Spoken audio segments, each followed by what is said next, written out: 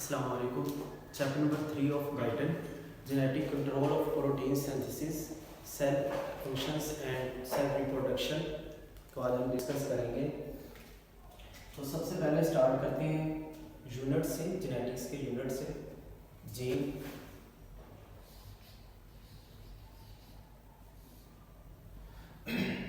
Gene की definition में segment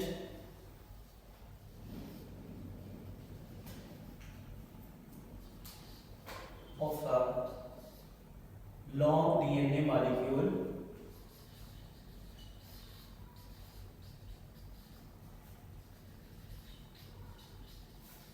that codes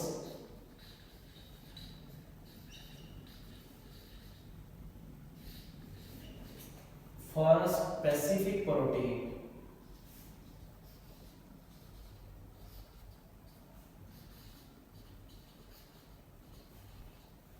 मतलब ये है कि एक सिंगल जीन जो है वो स्पेसिफिक होगा स्पेसिफिक प्रोटीन्स बनाने के लिए।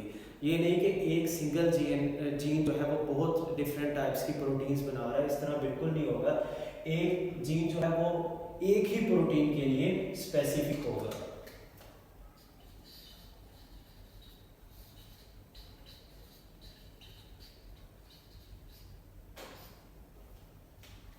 Segment of a long DNA molecule that codes for a specific protein, एक सिंगल जीन जो है एक स्पेसिफिक प्रोटीन के लिए काम करेगा। एक जीन जो है एक तरह की ही प्रोटीन बनाएगा। हमारे पास 30,000 डिफरेंट टाइप्स के जीन्स हैं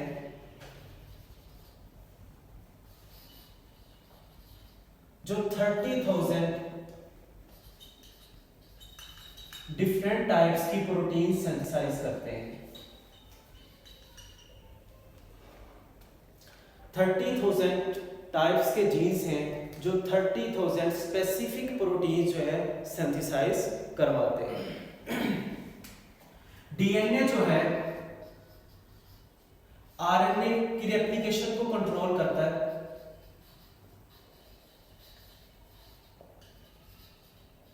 आरएनए आगे प्रोटीन की फॉर्मेशन को कंट्रोल करता है।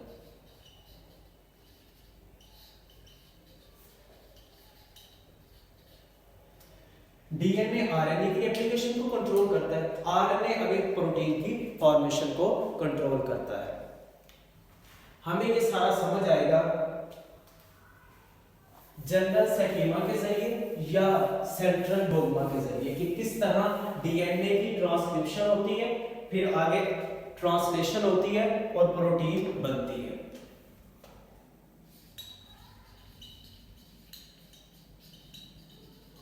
या सेंट्रल डोग्मा। अब मेरे पास एक सेल है,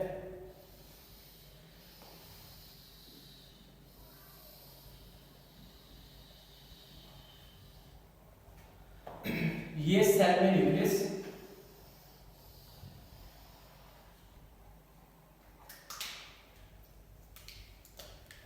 ये सेल मेम्ब्रेन,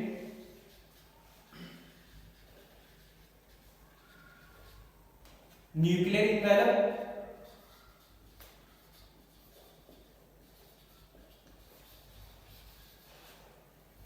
और ये न्यूक्लियस। अब इसमें डीएनए है, डीएनए की ट्रांसक्रिप्शन होगी तो बन रहा है सिंगल स्ट्रैंडेड आरएनए। डीएनए की ट्रांसक्रिप्शन हुई, क्या बना? मैसेंजर आरएनए बना। यहां पे हुई ट्रांसक्रिप्शन,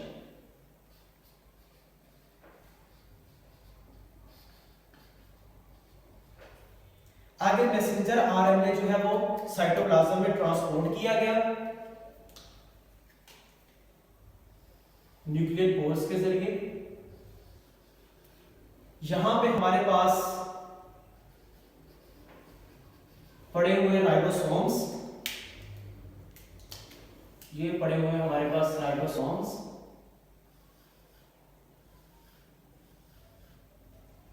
ये इसके ऊपर आके अटैच होंगे मैसेंजर आरएनए के ऊपर, और जो मैसेज आया है उसको रीड करेंगे, और सीक्वेंस को रीड करने के बाद अमाइनो एसिड्स आपस में जोड़ेंगे।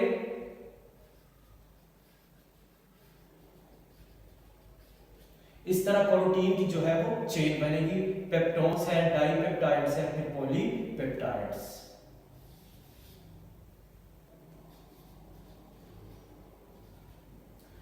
अब ये प्रोटीन जो है सेल के स्ट्रक्चर्स बनाएंगी, सेल स्ट्रक्चर्स, और सेल एंजाइम्स। और आपको पता है कि ये दोनों जो है सेल फंक्शंस परफॉर्म करेंगे, सेल एंजाइम्स भी और सेल के स्ट्रक्चर्स भी।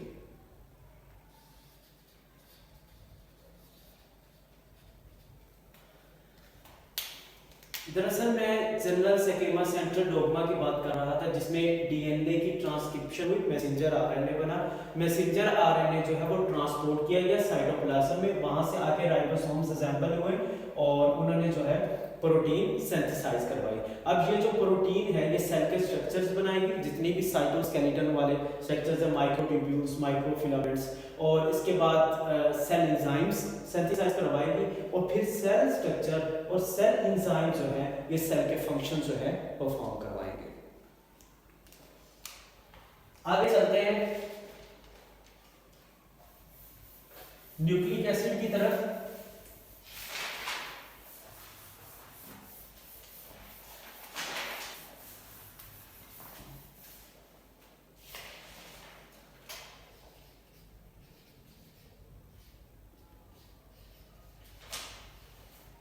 जिसमें हमारे पास डीएनए और आरएनए शामिल है।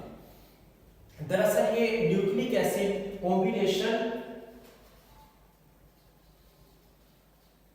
ऑफ पॉली न्यूक्लियोटाइड्स, बहुत सारे न्यूक्लियोटाइड्स के कॉम्बिनेशन को हम न्यूक्लिक एसिड कहते हैं, जिसमें डीएनए और आरएनए शामिल है। तो सबसे पहले डीएनए को देखते हैं, इसके स्ट्रक्चर हम बहुत शुरू से पढ़ते आ रहे हैं। डीएनए ना डीऑक्सीराइबो न्यूक्लिक एसिड, इसमें हमारे पास कौन कौन सी चीजें शामिल होंगी? फास्फोरिक एसिड,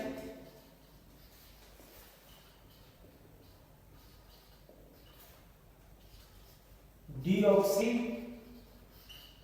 राइबोस शुगर, और तीसरा नाइट्रोजनस बेसिस। इन बेसिस में दो तरह की बेसिस आती हैं आगे, एक प्यूरीन्स और एक पैरिमिडीन।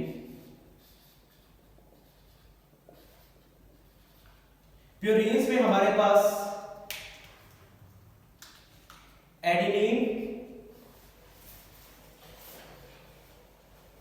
और गुआनिन शामिल है। पैरिमिडीन में हमारे पास थायमिन और साइटोसिन शामिल है। फास्फोरिक एसिड और डीऑक्सीराइबोस जो है ये दोनों चीजें डबल हेलिक्स स्ट्रक्चर जो डीएनए का बनता है उसकी बैकबोन बनाती हैं। फास्फोरिक एसिड है हमारे पास और डीऑक्सीराइबोस।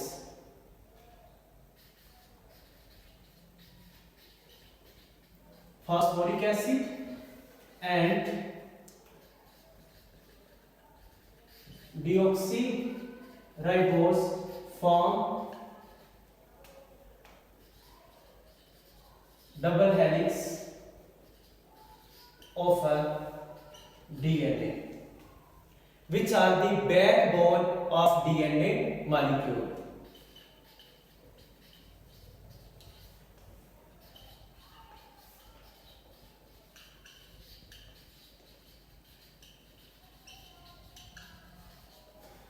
तो इसमें हमारे पास फास्फोरिक एसिड और डीऑक्सीराइबोस जो है ये डीएनए मॉलिक्यूल की बैकबोन बनाते हैं, और जो नाइट्रोजनस बेसिस हैं ये बैकबोन बनाएंगे ये दोनों।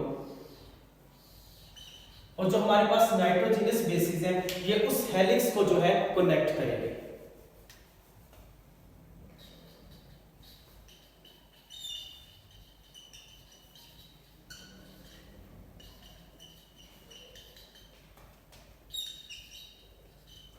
नाइट्रोजनस बेसिस जो है हेलिक्स को आपस में कनेक्ट करेगी।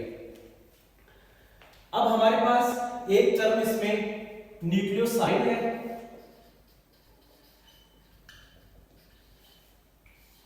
न्यूक्लियोसाइड कॉम्बिनेशन है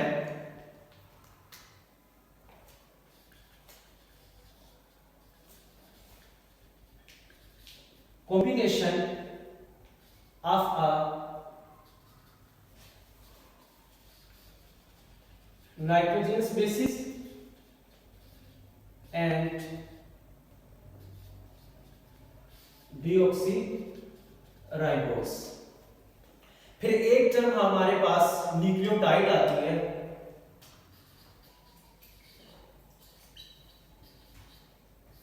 न्यूक्लियोटाइड कॉम्बिनेशन है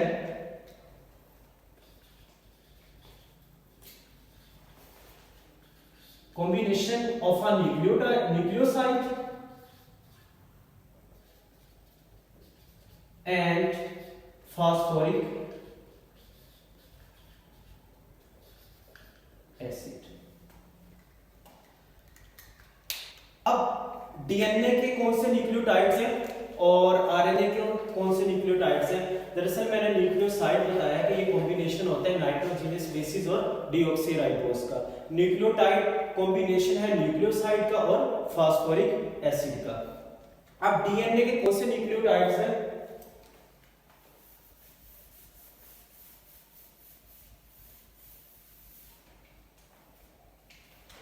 DNA nucleotides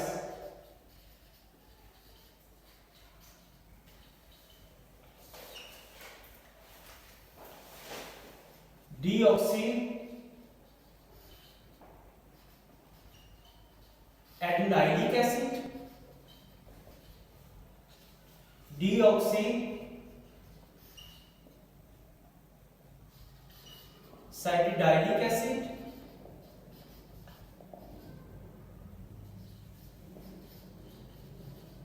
deoxy guanylic acid, deoxy thymidic acid. ये न्यूक्लियोटाइड्स हैं डीएनए के। आरएनए के कौन से न्यूक्लियोटाइड्स हैं?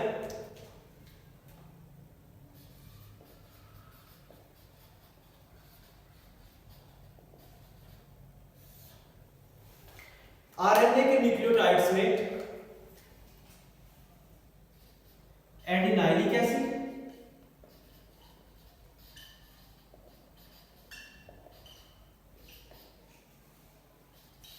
Cytidylic acid,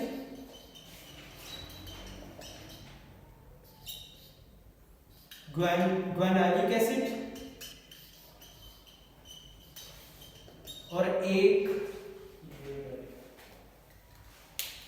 यूरिसाइड।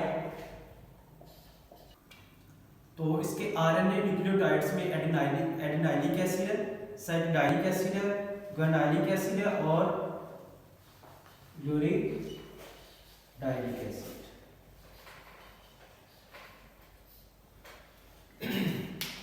हमने डीएनए न्यूक्लियोटाइड्स की बात की, फिर आरएनए न्यूक्लियोटाइड्स की बात की।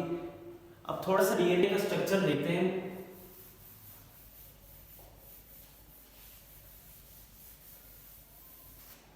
डीएनए के स्ट्रक्चर में न्यूक्लियोटाइड्स कंबाइंड होते हैं to form a DNA molecule. DNA molecule बनाने के लिए न्यूक्लियोटाइड्स जो हैं आपस में कंबाइन होते हैं और डबल हेलिक्स स्ट्रक्चर बनाते हैं। अब जो नाइट्रोजनस बेसिस है, नाइट्रोजनस बेसिस जो है इस हेलिक्स को क्या करती है? कनेक्ट।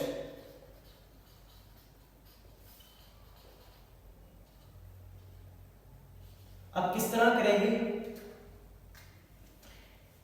एडेनिन थायमिन के साथ बॉन्ड बनाएगी डबल बॉन्ड, और साइटोसिन गुआनिन के साथ ट्रिपल बॉन्ड बनाएगी। तो न्यूक्लियोटाइड जो है वो कंबाइन होते हैं डबल हेलिक्स स्ट्रक्चर बनाने के लिए। नाइट्रोजनस बेसिस जो है इन हेलिक्स को आपस में कनेक्ट करती हैं। किस तरह, किस सीक्वेंस में बॉन्ड बनाती है? एडेनिन जो है वो थायमिन के साथ बॉन्ड बनाएगी डबल बॉन्ड, गुआनिन जो है वो साइटोसिन के साथ ट्रिपल बॉन्ड बनाएगी। उसके बाद हमारे पास एक और चीज भी इसमें होती है डीएनए के पास, कि ये प्रोटीन होती है उसके ऊपर रैप्ड होता है DNA, wrapped or a core of histone protein called nucleosome, जिसमें डीएनए प्लस हिस्टोन प्रोटीन होती है। इस कॉम्बिनेशन को हम न्यूक्लियोसोम कहते हैं। डीएनए जो है वो रैप्ड हुए होता है किसके ऊपर? हिस्टोन प्रोटीन के ऊपर, ताकि आसानी से जब ट्रांसक्रिप्शन हो, जब मैसेंजर आरएनए बन रहा हो तो आसानी से अनकॉइलिंग हो जाए। उसके बाद हमारे पास नेक्स्ट टॉपिक है genetic codes.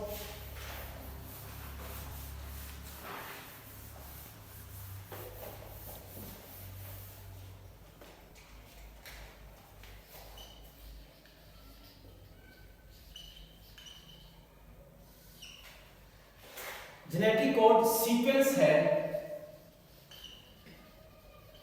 Of triplets of nitrogenous basis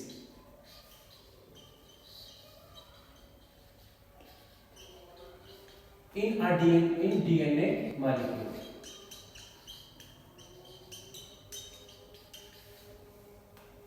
दूसरे लफ्जों में ये जेनेटिक कोड जो है, कोड वर्ड भी हम इनको कह सकते हैं कि ये स्पेशल कोड वर्ड है।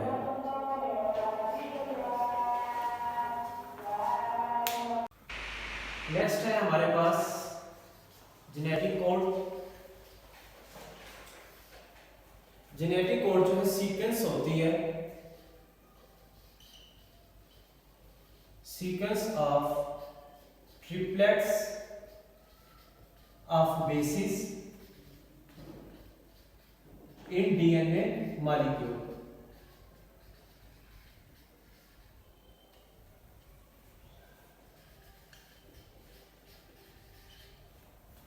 Sequence of triplets of bases in DNA molecule. दूसरे वर्ड में हम जेनेटिक कोड को कोड वर्ड भी कहते हैं कि ये स्पेशल कोड वर्ड होते हैं जीन्स के।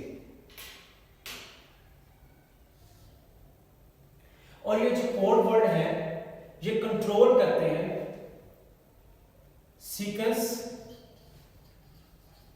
ऑफ अमीनो एसिड्स को, कब? During protein formation. मिसाल के तौर पे हमारे पास कोड वर्ड प्रोलीन के लिए सीसीजी होता है, और सेरीन के लिए यूसीयू, और ग्लूटामिक एसिड के लिए हमारे पास कोड वर्ड GAA। इस तरह के ये कोड वर्ड होते हैं जिनको हम जेनेटिक कोड कहते हैं। ये जीन्स के पास होते हैं, तो अमीनो एसिड की सीक्वेंस को कंट्रोल करते हैं जब प्रोटीन बन रही हो। तो प्रोलीन का कोड वर्ड क्या होगा? CCG। इससे पता चल जाएगा कि कौन सा अमीनो एसिड है, प्रोलीन। सेरीन का कोड कौन सा है? UCU। ग्लूटामिक एसिड का कौन सा है? GAA। अब हमारे पास कुछ इनिशियल कोड होगा,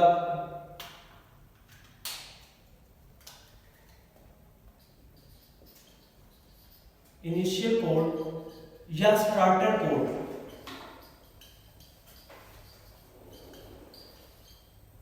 वो हमारे पास 3 है, और एक टर्मिनेटर कोड भी होगा हमारे पास, जिसको स्टॉप सिग्नल भी हम कहेंगे। इनिशियल कोड या स्टार्टर कोड हमारे पास कौन कौन से हैं? उसमें हमारे पास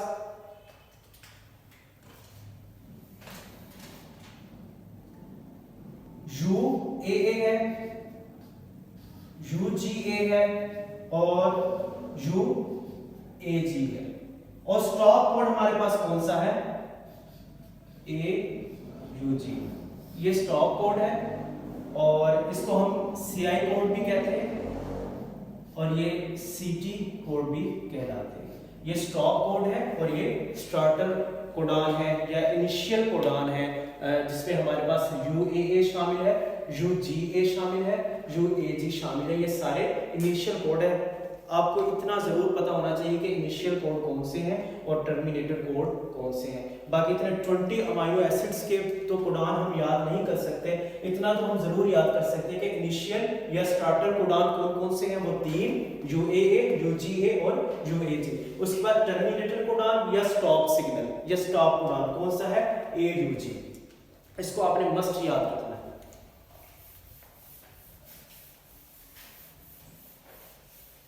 आगे हमारे पास RNA,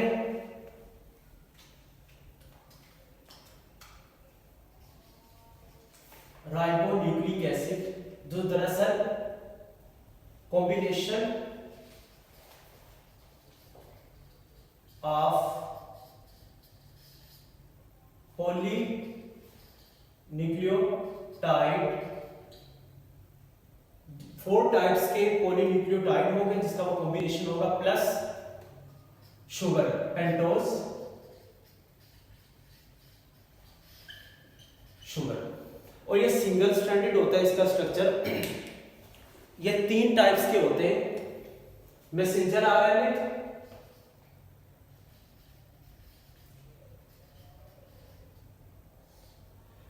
जो DNA से बनता है,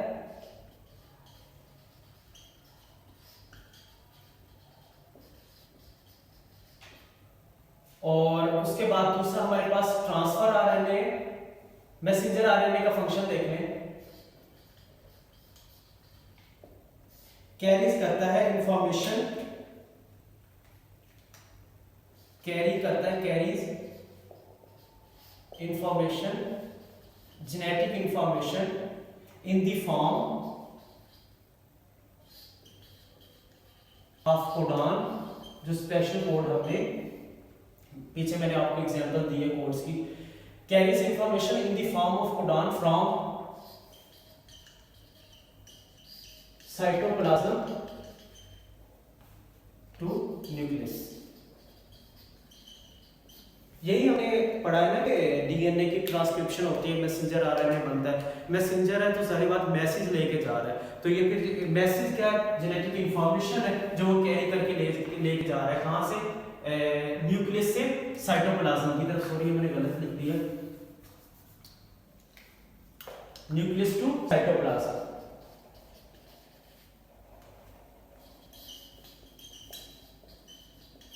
अच्छा, उसके बाद दूसरी फॉर्म हमारे पास ट्रांसफर RNA है। इसमें T छोटा आएगा, ट्रांसफर RNA। ट्रांसफर RNA भी सिंगल स्ट्रैंड है।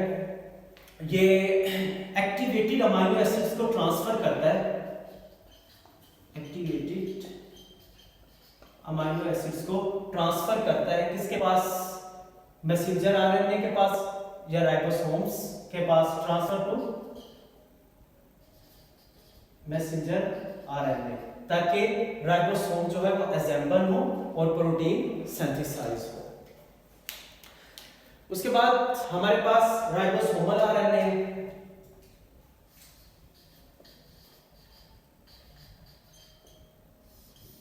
राइबोसोमल RNA आपको पता है कि न्यूक्लियस में पाया जाता है और ये राइबोसोम्स जो है वो सिंथेसाइज करवाते हैं। इसमें भी दोनों यूनिट्स शामिल होंगे, लार्जर और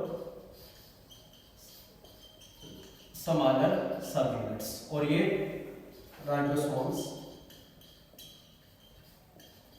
सिंथेसाइज करवाता है, राइबोसोम्स का प्रीकर्सर है, राइबोसोम सिंथेसाइज करवाएगा। आगे हमारे पास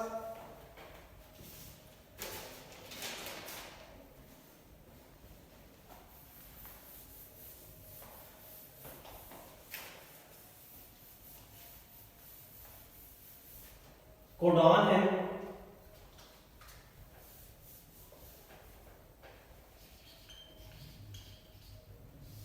कोडॉन दरअसल सीक्वेंस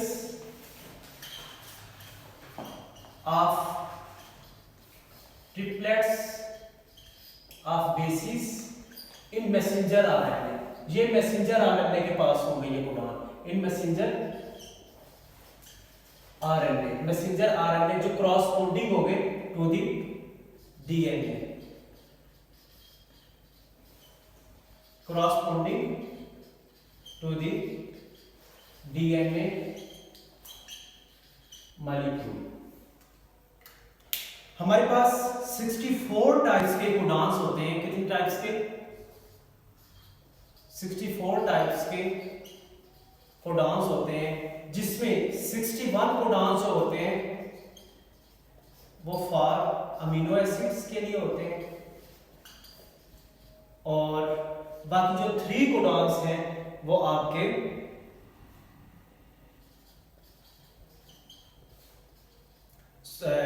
स्टॉप कोडॉन्स होते हैं, जो मैं पीछे बता चुका हूं आपको, स्टॉप कोडॉन्स या टर्मिनेटिंग कोडॉन्स, ये मैं आपको पहले बता चुका हूं। अब इसमें किस तरह कोड वर्ड के साथ अमाइनो एसिड की सीक्वेंस को देखते हुए अमाइनो एसिड को जोड़ा जाएगा, राइबोसोम्स उसको असेंबल करेंगे और प्रोटीन जो है वो सिंथेसाइज करवाएंगे। अब मिसाल के तौर पर हमारे पास एक कोड वर्ड है मिथायोनिन का। मिथायोनिन एक अमाइनो एसिड है, वो प्रोटीन सिंथेसाइज करवाएगा। मिथायोनिन यूकैरियोट्स के अंदर, प्रोकैरियोट्स के अंदर प्रोटीन सिंथेसिस करवाएगा फॉर्मल मिथायोनिन। अब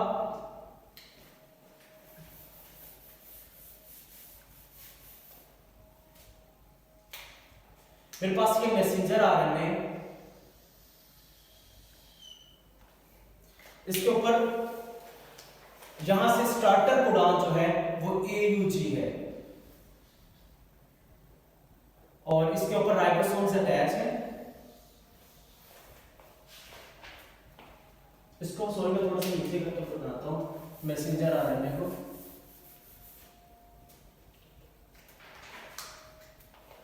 ये स्ट्रैंड है मैसेंजर आरएनए का, इसके ऊपर राइबोसोम जो है वो अटैच है।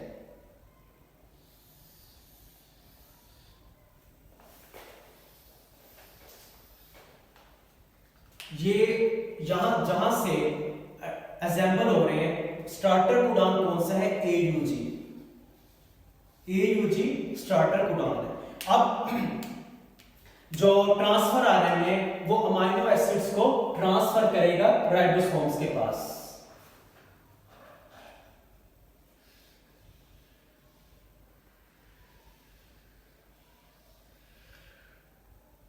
ये ट्रांसफर आरएनए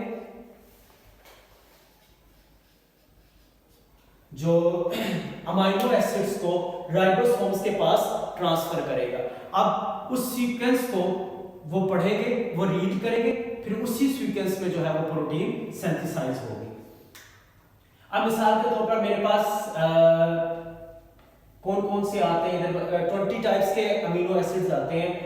तो अब सपोज मेरे पास है एलानिन है, साइटोसिन है,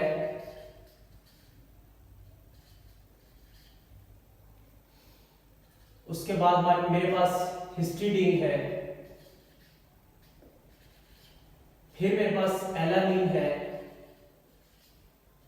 फिनाइल एलानिन है, और उसके बाद मेरे पास फिर वलीन है और प्रोलीन। इस तरह सीक्वेंस के अंदर जो है अमीनो एसिड को जोड़ा जाएगा। और ट्रांसफर कौन कर रहा है? ट्रांसफर आरएनए राइबोसोम्स के पास, फिर इसी सीक्वेंस में एलानिन है। जिस तरह की मैसेज है उसी सीक्वेंस में अमीनो एसिड्स को जोड़ा जाएगा। एलानिन, साइटोसिन एग्जांपल है, हिस्टिडीन है, उसके बाद एलानिन है, फिर फिनाइल एलानिन है, वेलिन है, प्रोलीन है। इस सीक्वेंस में 20 टाइप के अमीनो एसिड्स होते हैं जो डिफरेंट टाइप्स की प्रोटीन सिंथेसाइज करवाते हैं।